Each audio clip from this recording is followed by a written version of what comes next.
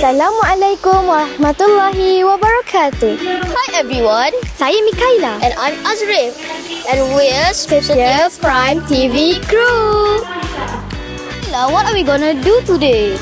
Kami akan membuatkan liputan sambutan Hari Guru peringkat Sekolah Kebangsaan Taman Setia. Mari kita saksikan. Let's go.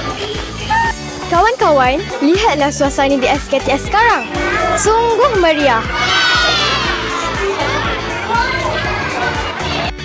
Wah, kita ada Amaraya dan Amjad selaku pengacara majlis. Sungguh berbakat. Bacaan doa dipimpin oleh saudara Karin Kushairi.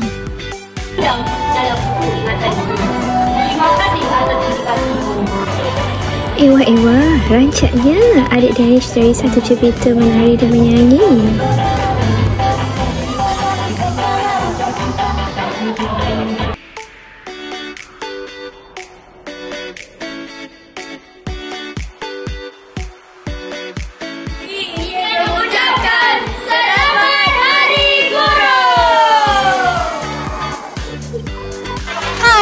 Saya nak tanya, seronok tak program hari ini?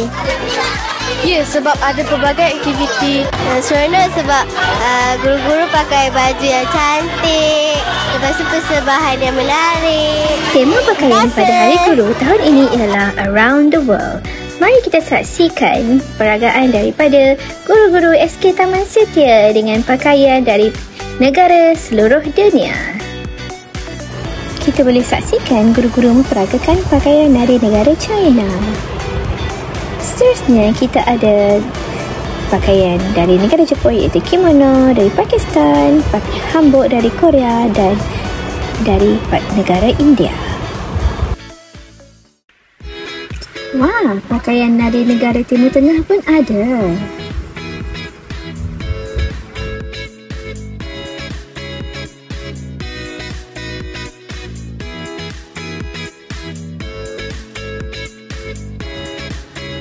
Sungguh berseri-seri guru-guru memperagakan pakaian dari seluruh dunia.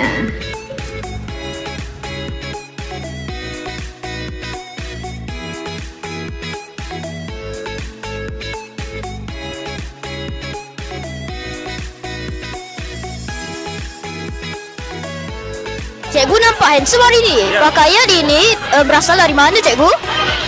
Okey, pakaian ini yang cikgu kenakan pada hari ini berasal daripada dari negara Indonesia, iaitu baju keturunan Minangkabau yang merupakan suku bangsa di Indonesia.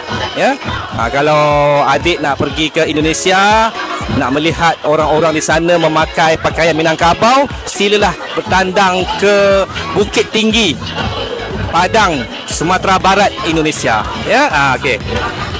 Terima kasih, cikgu. Sama.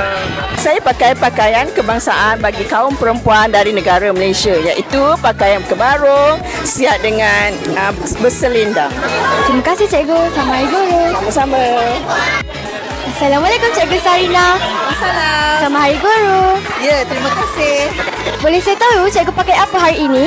Oh, hari ini cikgu menggayakan pakaian Punjabi suit. Pakaian ni daripada mana? Cuba teka. India. Ya. Tengok ni, walaupun cikgu pakai pakaian India, tapi cikgu tetap guru Malaysia. Pernah cikgu pergi melancuki India?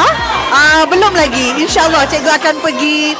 Tempat yang cikgu nak pergi sekali ialah melawat Taj Mahal. Terima kasih cikgu. Selamat Hari Guru. Terima kasih. Satu, dua, Belajar rajin-rajin tau. Terima kasih cikgu. Okay, now I'm gonna ask our English teacher, Teacher Natasha. Teacher Natasha, what are you wearing today? Hello Azrif, I'm wearing hanbok from Korea. Thank you, teacher. Okay, thank you.